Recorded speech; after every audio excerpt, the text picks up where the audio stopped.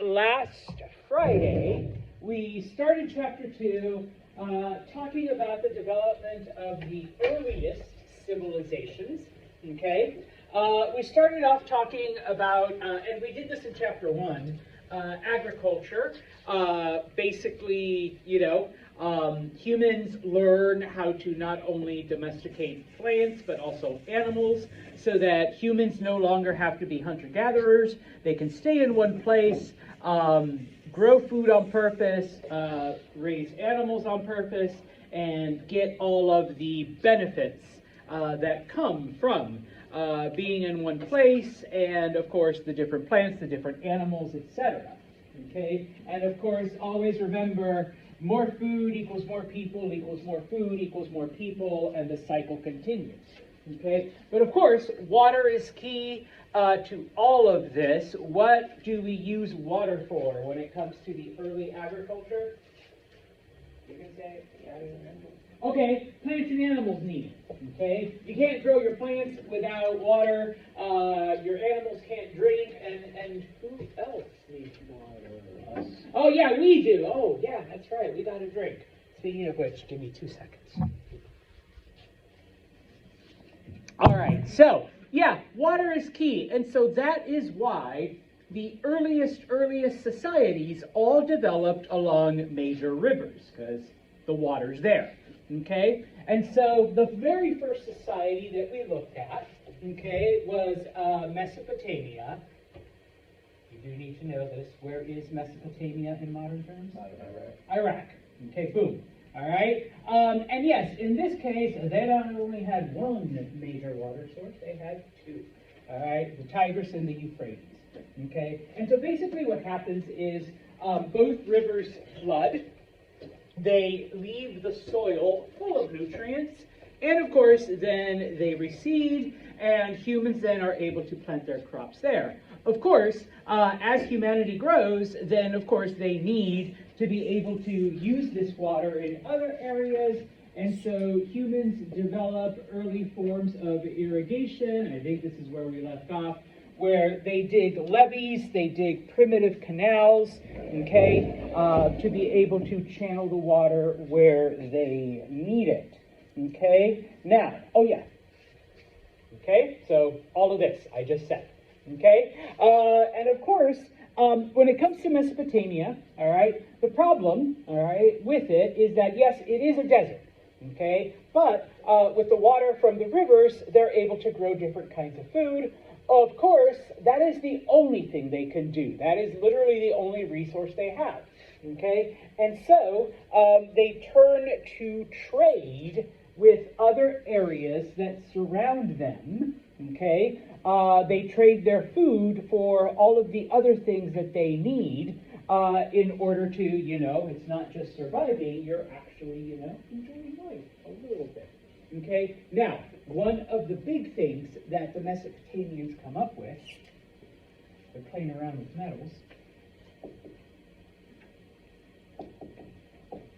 Someone discovers that if you mix copper and tin, what awesome new metal do you get?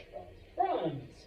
Okay, and this becomes the standard for the next 10,000 years, and of course, people, literally kill for that secret, okay? Now, these are just some of the early cities that develop, because, you have early settlements, okay? And those settlements become villages, okay? And those villages turn into towns, and then eventually you get these big, complex cities.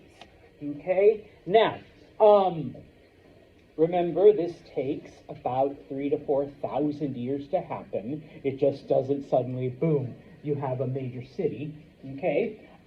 Some of the major ones, and you don't need to remember this, Eridu, Uruk, Nippur, okay?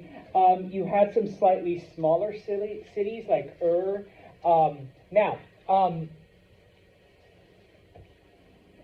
We don't have writing yet, okay? But we do get it. We're going to talk about that today.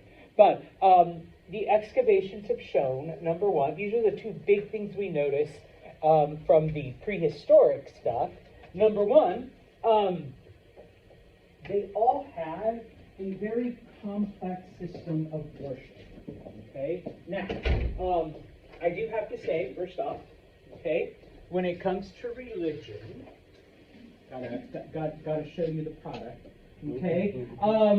Humans developed religion originally to explain the phenomenons of nature. Okay? Why was it so effing cold yesterday, and then why do we have snow this morning? Okay? Well, they didn't understand. Cold front comes down from Canada, brings in, chilly air, and then, of course, that cold air sweeps over the Great Lakes, which the water's kind of warm. It absorbs the moisture and then dumps it right here where we live. Okay? They didn't get that. All right? Hell, I barely get it. Okay? Snow god mad. Thor, angry, or not Thor, Captain Cold. Sorry. If you're not a Marvel fan, Captain Cold angry. So yeah, that's why. So guess what? We got to make sure Captain Cold is happy. What can we do to make Captain Cold happy? Okay, let's sacrifice a few things. Let's do a dance. Let's have a party. Let's do something. Let's pray 50 times. And so we'll talk about Mesopotamian religion in a bit also. The other thing that we notice, and we kind of touched on it last time, remember that as humans begin to develop more and more complex systems, okay, suddenly, bless you, the farmers that started all of this are at the bottom of the social structure, and then, of course, people that do certain things are at the top, and then, of course, with all of these different people and all of these different professions, and when we're talking about cities, we're talking about, bigger societies, we need rules. Who's going to make up those rules? Who's going to enforce those rules? Okay? How are we going to make sure that those rules are equitable? Okay? So we begin to see the development of government and complex systems of forming rules and enforcing those rules. Okay? And so the map here basically just shows, I know I just gave you a list of names, all right, but it shows where most of these cities existed.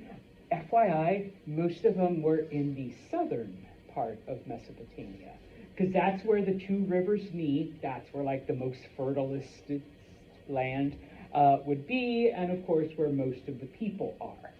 Okay? Now, for now, okay, we stopped right here, okay, as far as like societal development goes, because each city, and we refer to them as city-states, okay, each city is basically its own entity. Let me make this a little, sorry, it's like not even at 1. 0.9, 0.9 something. I apologize, 0.9, 0.9, come on. There we go, 1, all right. Most of these cities are independent of each other, okay? Each city lives by its own rules and has its own rulers and whatnot, okay? Now, just as an FYI, and I need to erase all this, okay? The earliest rulers of these city-states are what we call warrior kings.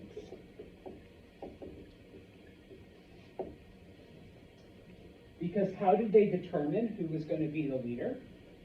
The biggest, the strongest, the best fighter, the best hunter. Okay? And so, hey, I literally got the muscle to back it up. Okay? Along comes a challenger, all right? They fight, okay? I take him down, I'm still the king, all right? But then comes another challenger, and he ends up killing him. So he's the new king. Okay? Because he can enforce what he is telling people to do. All right? Now, eventually, over time, okay, that changes, okay, to a hereditary system. Okay, so whoever was like the last strongest dude that became king, now the system changes so that his oldest son is the king when he dies, and then his son is the king when he dies, and then his son, and so on. Okay? Now, the way the city-state was laid out, all right? Once again, if you can draw better than Santos, which I'm sure most of y'all can, all right, come on up. I'm just going to draw it as a big-ass square, okay? Just because this, all right? At the very center of the city was the temple, okay, where people came to worship, all right? Now, remember, we don't understand anything of this, okay? It is all the will of the gods, okay? So if we don't want it to be like really, really cold again, or if we don't want 20 feet of snow to fall on us again, it wasn't 20, I know, it was just a few inches. But then we got to do things to make the gods happy so that the gods don't do this again. Okay? And so that was basically the purpose of humanity. This is what the various priests taught. Okay? If you know, groundhog saw its shadow, so supposedly it's going to be another 6 weeks. Okay? 6 more weeks of cold. All right? Obviously, pardon my Mesopotamian, you guys fucked up in some way. Okay? You guys made the groundhog god mad, so that now it's going to be cold for 6 weeks. Okay? So let's do a dance, let's do a chant, let's have a service, let's, sacrifice something, and maybe the groundhog will make winter a little shorter. Maybe it'll get warmer sooner. Okay? So that was the purpose of humanity, to keep the gods happy. Okay? And I'm saying gods, we'll get into that in just a minute. Okay?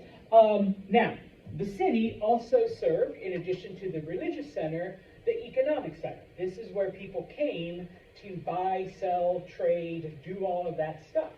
Okay? So our basket makers, our wagon makers, our metal workers, and of course our farmers, and then the people that had sheep and goats and cows and all of that, even though they're, outside the city or out in the hills, okay, they all come into the city to do that as well.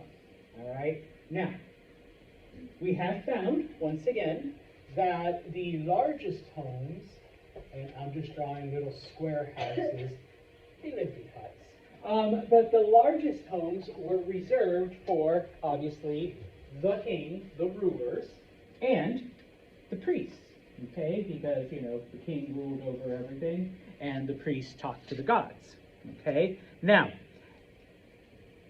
as the city got bigger, as there were more people, our poor basket maker Seth, he lived way out here and made his baskets, in his little hut out by the edge of the wall where nobody paid attention to him. Okay, so sorry, you're low man on the totem pole.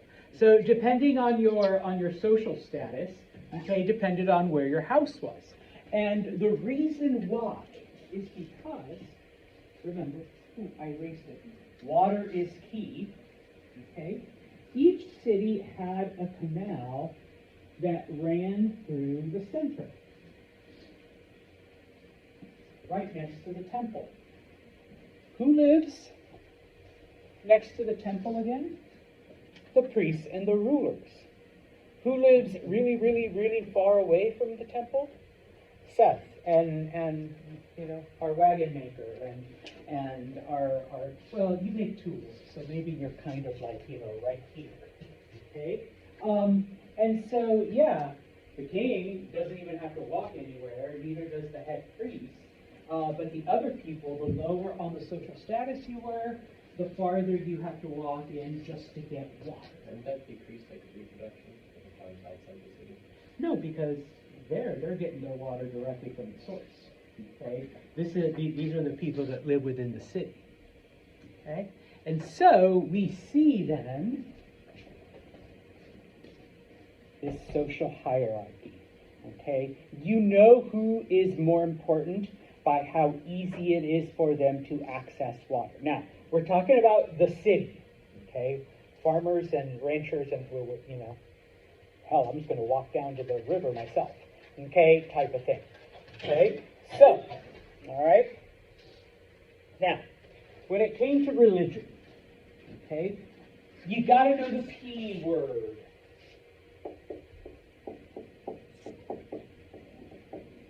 Does anyone know what polytheism means?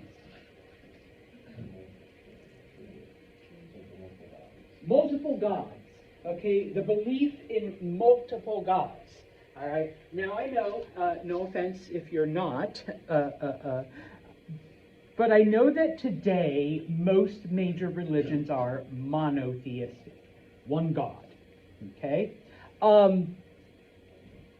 10,000 years ago, pretty much everyone was polytheistic. You believed in a multiple pantheon of gods. There was a sky god, a tree god, a snow god, a weather god, Mother Nature. There was a goddess of spring. There, whatever you can imagine, all right, there was a god for that. Okay? And so, you know, the gods, once again, plural, okay, basically controlled everything, shaped everything. They made it rain, they stopped the rain, they made it snow, they stopped the snow, they made it cold, they made it hot, they made the river flood, they made the river stop. Okay? So,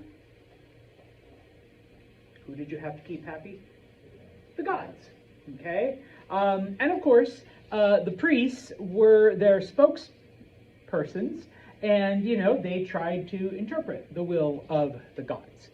Okay? Now, from the earliest of times, humans have, in fact, celebrated, you know, various festivals, okay, that coincide with the different cycles of nature. Okay? We'll talk about how humans understood this, but they knew when the winter solstice was. Okay? Shortest day, coldest, darkest. Okay? We need to have a festival. We need to try to bribe the sun god to come back and stay longer with us. Okay? And then, of course, you have the summer solstice. Okay? Well, then we got to give thanks to the harvest gods and the plant goddesses and the earth goddesses for our bountiful harvest. Look at all of these plants that have grown. Okay? Look at all this food we're going to have. So you have a festival. Okay, and so on. You know, these different changing points in the year. And while I know it's Santos, it's arbitrary. Yes, it is arbitrary. But even early humans understood. You know, oh hey, somehow we're back to the point where the sun is at a particular place in the sky. A new year. So we will celebrate this new cycle that we've been allowed to have. All right. Oh, and by the way, we better make it good. Otherwise, the gods are going to flood. They're going to send locusts to kill all our crops. They're going to make winter last 8 weeks longer and all of that crazy stuff. All right? So we better make this a good party. Okay? And so, yeah. All right? Now, you need to know the Z word. Ziggurat. Okay? What is a ziggurat? I'll show you in a minute. But that was the Mesopotamian temple. That was where people went to worship and pray and do their thing to the various gods. Okay, so ziggurat.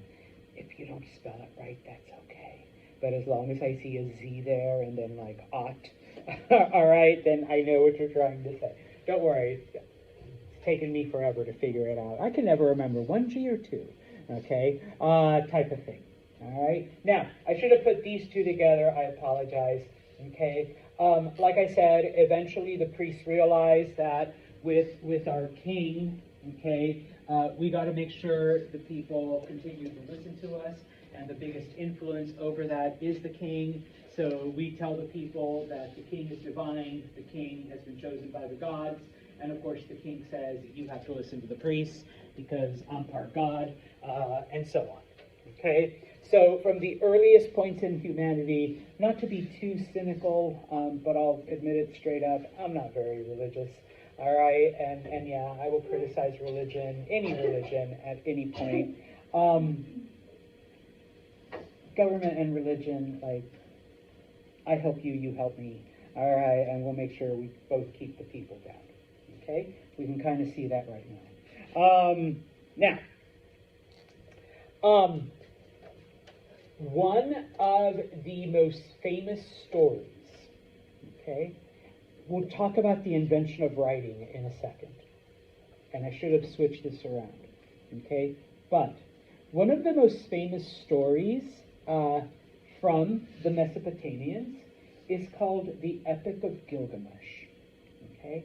I had to read this in high school, all right. It is the story of a Mesopotamian king and various adventures and other things that he does. David, you're nodding. Did you have to read it? I part of it, yeah, like excerpts. Okay.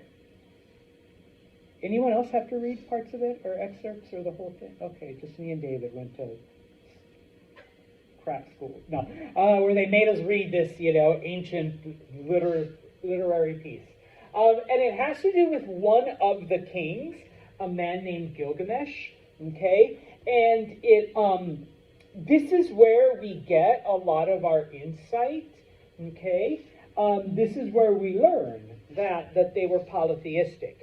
This is where we learn about the different sky gods and water gods and tree gods and grass gods and nature gods and all of this other stuff, okay? And this is where we learn that the role of humans was basically seen as you have to please the gods. Otherwise, the gods will destroy you, or best case scenario, they make life miserable for you. Okay? Now, obviously, this is a novel, this is entertainment. There's only so much, if someone were to watch one of our TV shows and be like, holy shit, is this really what they're like? Okay, maybe part of it, so we kind of take it all with a grain of salt, but okay, turns out, in this case, and if you don't know, Gilgamesh was a king, his wife dies, and so he goes on a rampage and starts just murdering people and destroying shit and whatnot, and so the people are like, oh gods, please help us, our king is crazy, send him, something.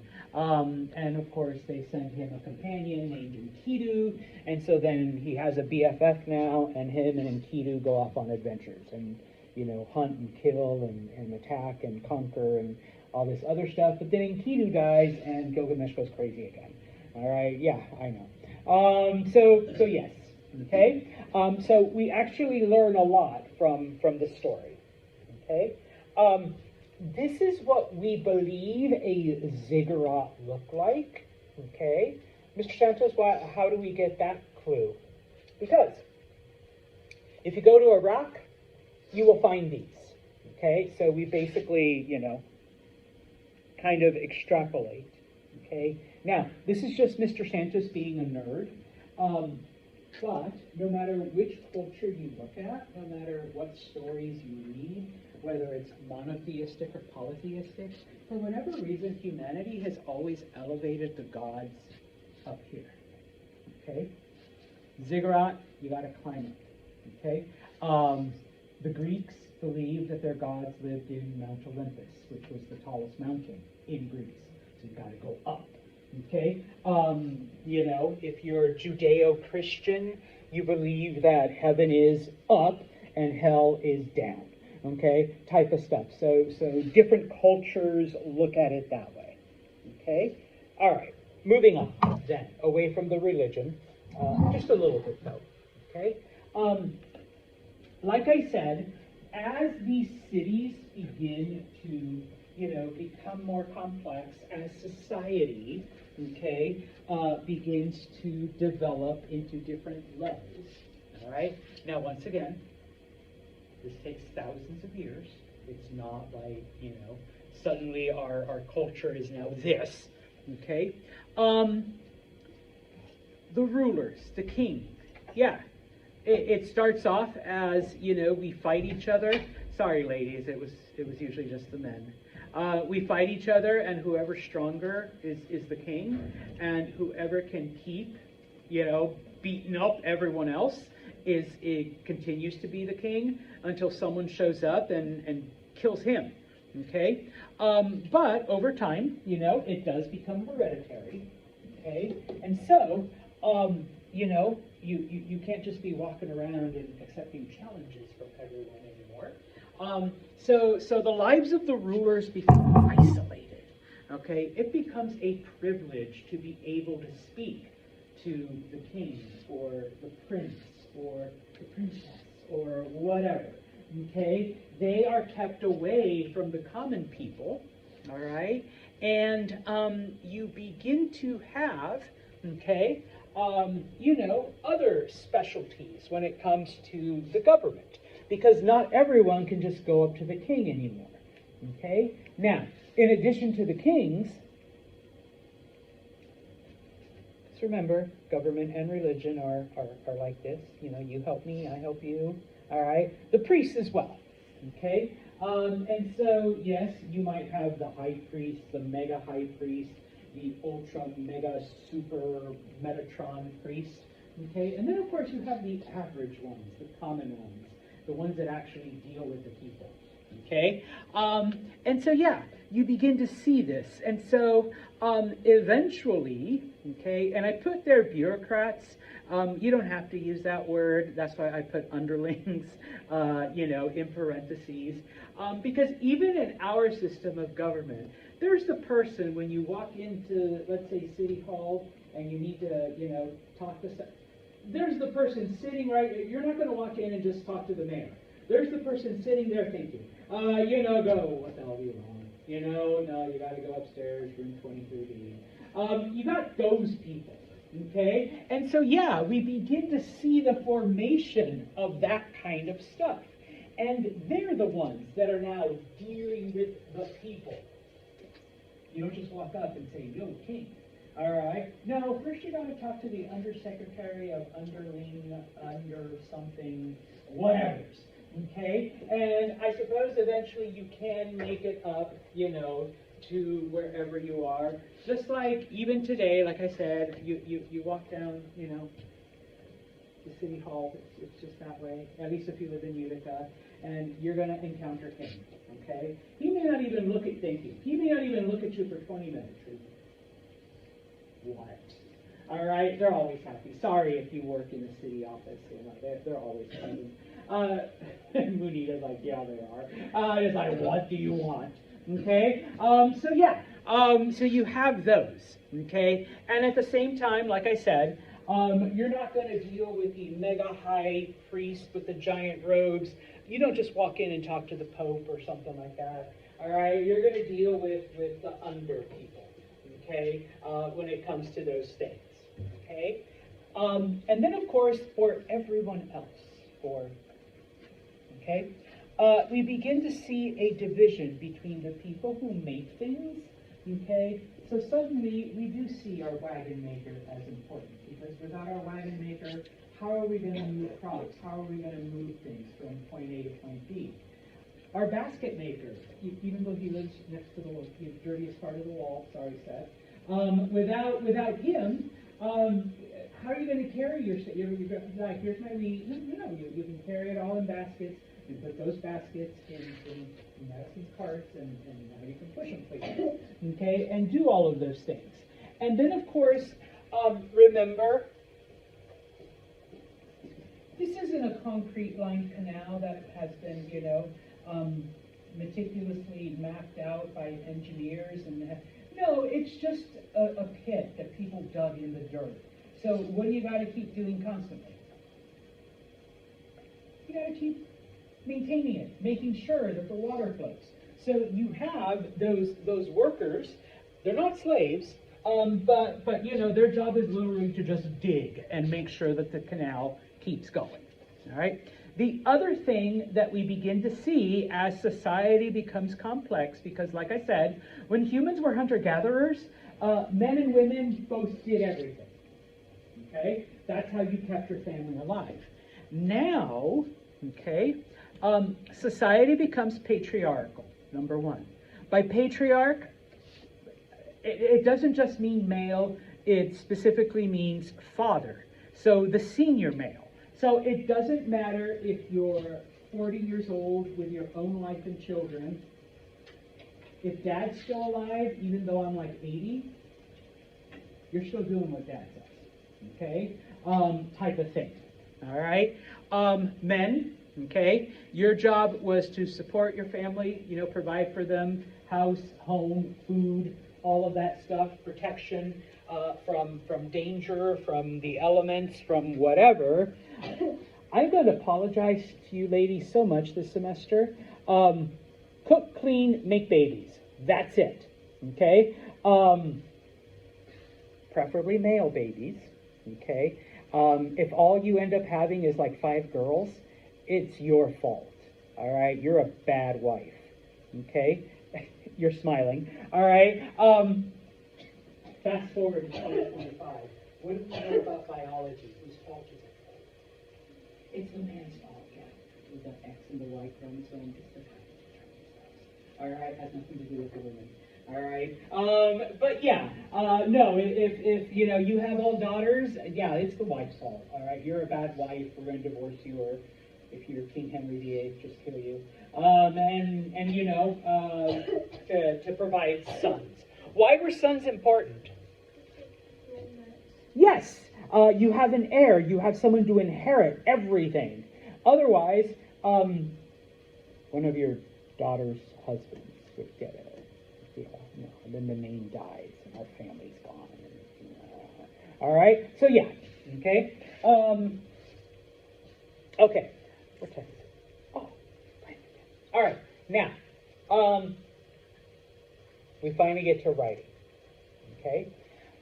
Society becomes more and more complex, okay? Obviously, we need to keep track of things, and up until now, all right, humans have lived strictly, well, 99.9% strictly, on an oral tradition.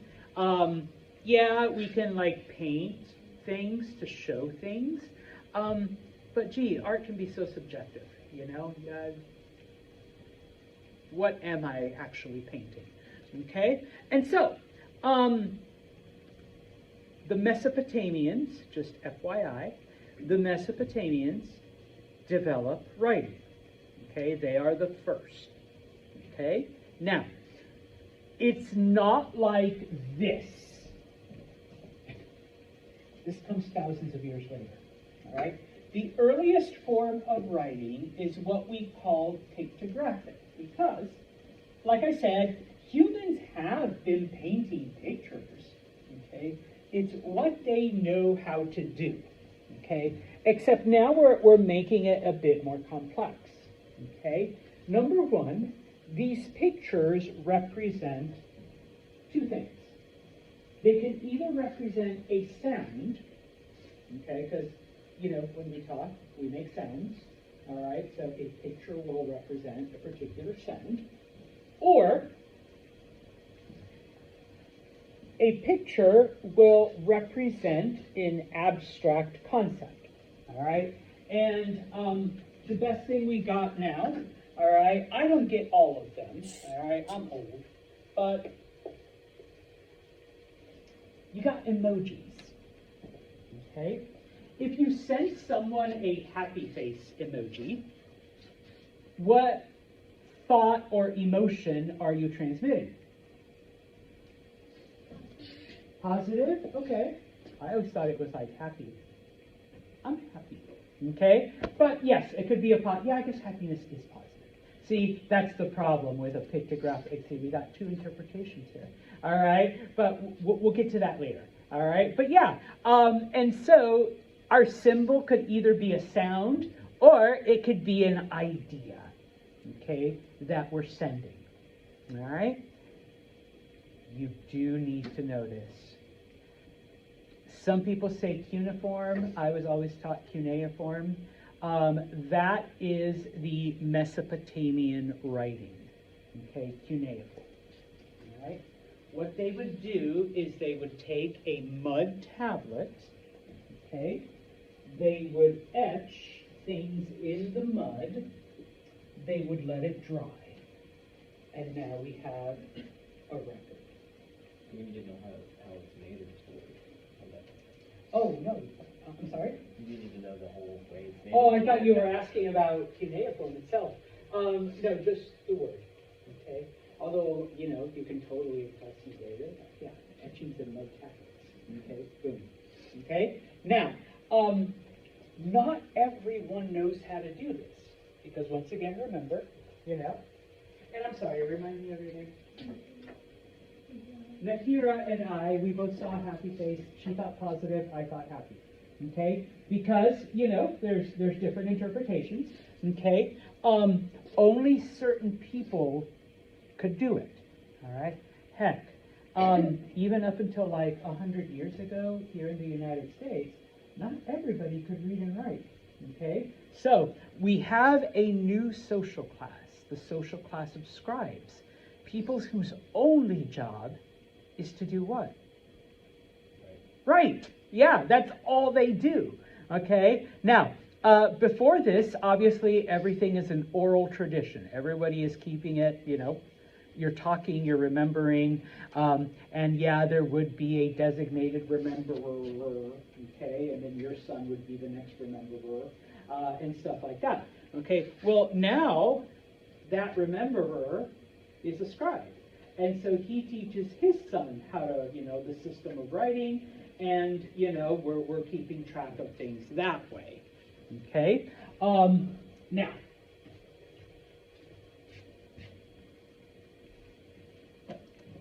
the Mesopotamians are the first to develop this. So obviously, we have found the remains of their mud tablets. We have found the remains of cuneiform. What have we found? Surprisingly, when archaeologists first came upon them, and they're like, oh my goodness, we're going to get all this insight. We're going to get all of this like knowledge about them. And we did, okay?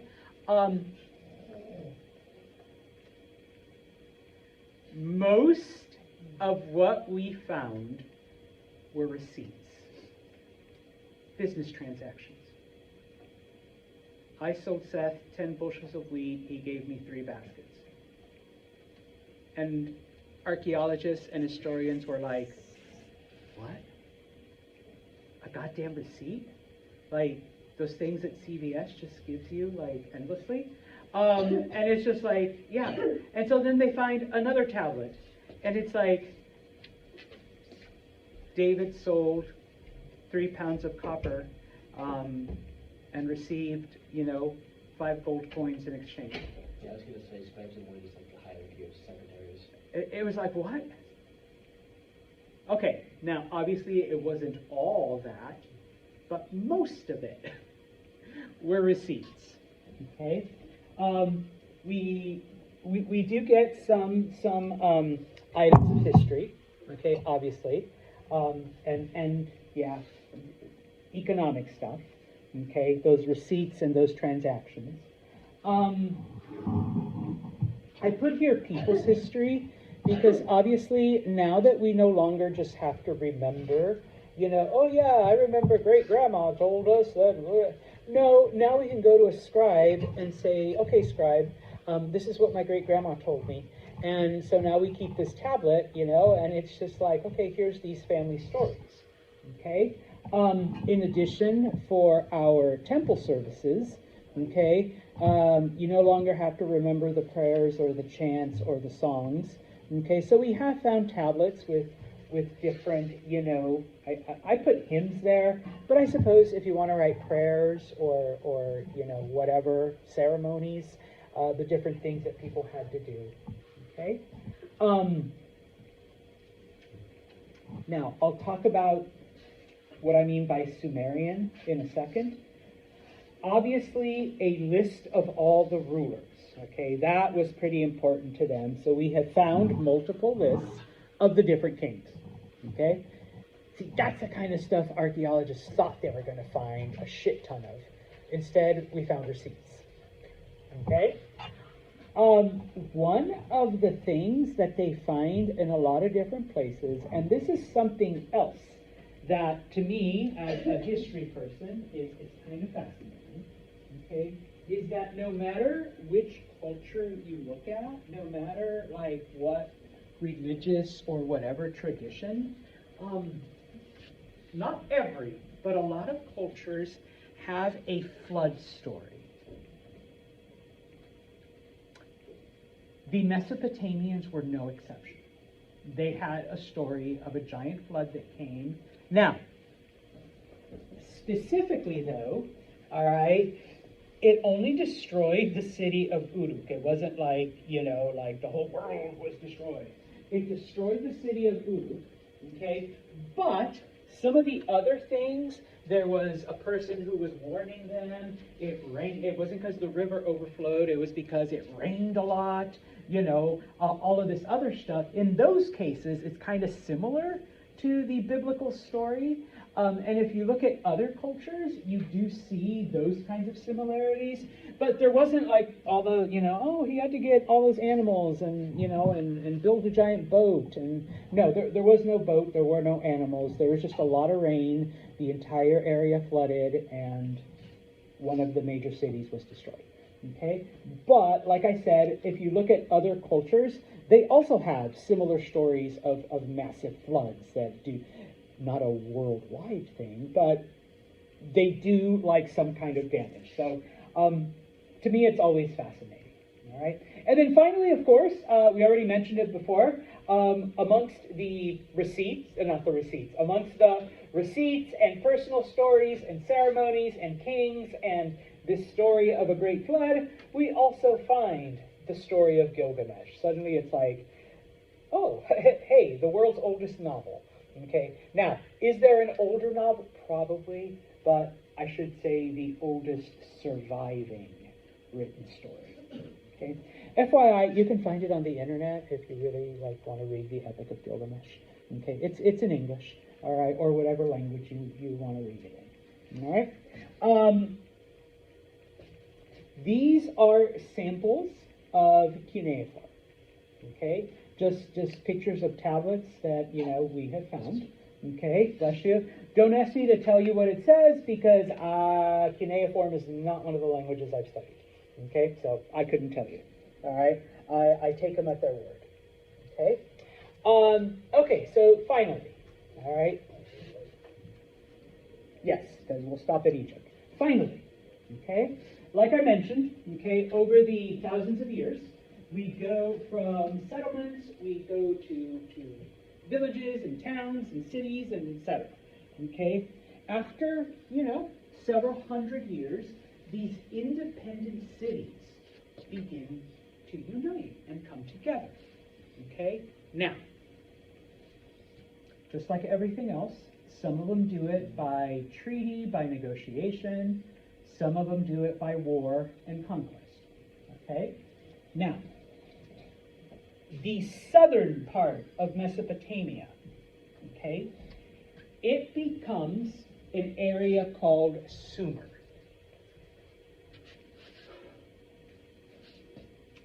You could say that's the first country. Okay? I use air quotes because it's not kind of like what we think of. All right, but that's like the closest modern equivalent. So you have 1 city, 2 city, 3 city, 4 city, 5 city. They all come together, and so now they're this area called Sumer. Now, I put in parentheses Sumeria because when I was a history student, that's what it was called. It was called Sumeria, and it depended on which translation. Most historians now agree that the correct name was probably Sumer, not Sumeria, okay? And then Sumerian is the adjective when you describe, something done by the people of Sumer, okay? In central Mesopotamia, okay, those cities united, and they became the nation of Akkad. Okay? And the adjective that we use, those people were Akkadian. It's the Akkadian army or the Akkadian whatever. All right? I promise I'll come back to this, all right, if you haven't written it all down. But, okay, the purple area, that's what eventually becomes Sumer. That becomes known as Sumer. Okay, that's the first country. Okay, the dark brown, that is Akkad. Okay, those cities unite and become Akkad. All right, now, one of the rulers of Akkad is a king named Sargon. Okay, he is known as Sargon the Great. Okay, why is he called the Great? Because he is the first conqueror. Okay, he sees the cities to the south. He sees Sumer, and he invades it, and he conquers it. Okay, now, promise I'll come back. Eventually, Sargon conquers everything that's inside this brown line. So Akkad starts here, Sargon conquers the purple area, and then eventually he conquers all of this. Okay? So yes, that is why they give him the title, bless you, the Great, because he is the first to bring all these areas together. Now, it was actually the Sumerians, okay, the people of southern Mesopotamia, that, bless you, oh my gosh, it's like an epidemic. They're the ones that perfected the wheel. They're the ones who discovered tin, copper equals bronze. They're the ones who, did all of these things and engaged in trade. And they're the ones that invented writing. Okay? So that when Sargon conquers this area, and he's like, wait, you guys have like all this stuff? You guys write things down? You guys have like, this rolly, messy thing that you can push things around in?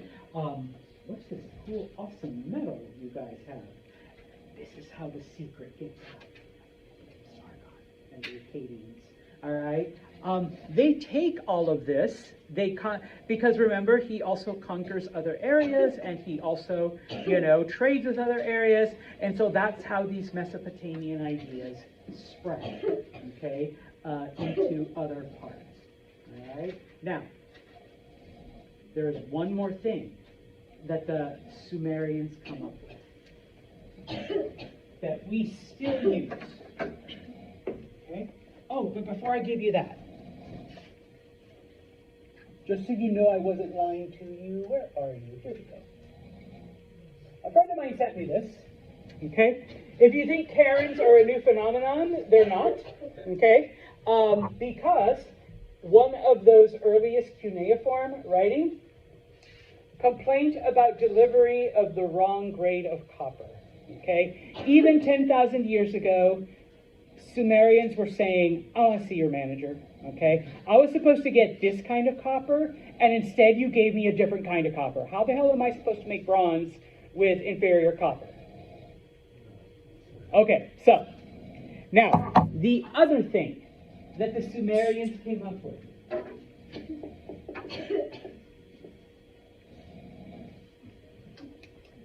First thing. And it's kind of interesting because we just celebrated the Lunar New Year. Some people call it Chinese New Year. I hate that because it's not just the Chinese that do it. In fact, it was the Mesopotamians, specifically the Sumerians, who discovered the idea. Okay? What do we mean by a lunar calendar or a lunar month? It's based on the rotation of the moon around the Earth. Okay? Does anyone know how long it takes the moon to go around the Earth once? Don't say a month, all right, because it's actually a lunar month. Oh. 28 days. Okay, 28 days. All right. Now, just as an FYI, and this is where Santos is going to get weird. There's like a lot of things in nature that are based on a 28-day cycle. All right. It's kind of freaky scary when you start looking at like all of the different things that are regulated by a 28-day cycle. Okay. Now, the Sumerians were the first to recognize this, and were like, hey, we can keep track of time, okay, from 1 month to the next month to the next month, a period of 28 days, because from the time the moon, does one of these around the planet, okay, we can measure time, okay? Now, of course, you can do it as long as you stick to just that. The issue becomes, because the moon going around the Earth doesn't coincide with the Earth going around the sun, okay, completely different. That's why holidays that are based on a lunar month, on a lunar calendar, are always changing. They're always shifting, okay? So, next year, Lunar New Year is I remember when it was at the end of February. Now it's moved back. I think next year it moves even farther back into January and stuff like that, okay? But that's not the important one. Although, even though people call it Chinese New Year, it was the Sumerians that first discovered it. Okay, now, they based their timekeeping system on what we call base 12. Okay, how many seconds are in a minute? How many minutes in an hour? How many hours in a day? But if you divide it by 2, 12. And if you divide 60, it's divisible by 12. Okay? Do we still measure time that way? I got 60 seconds here, I got 60 minutes, and we've got a 24-hour day. In 10,000 years, we haven't come up with a better timekeeping system than the ones that the Sumerians came up with 10,000 years ago, dividing everything into multiples of 12. The Romans, fast forward a couple thousand years, the Romans invented a 10-month calendar, and for the longest time, they used that, until Julius Caesar came along and said, it doesn't work, because it really didn't. And he's like, you know what? Why don't we try the Sumerian system and divide it into 12 instead? July and August make the one song. So Yeah, he named July after himself, Julius, and he named August after his nephew, Augustus. Okay, so probably the most important thing. I mean, seriously, if you have, I have an old school watch, but if you have an Apple Watch, it's the same thing. We still haven't come up with a better system of keeping track of time, okay, than the one the Sumerians came up with. We still use the lunar calendar, and some cultures still base their holidays on it. So, anyways, we'll stop right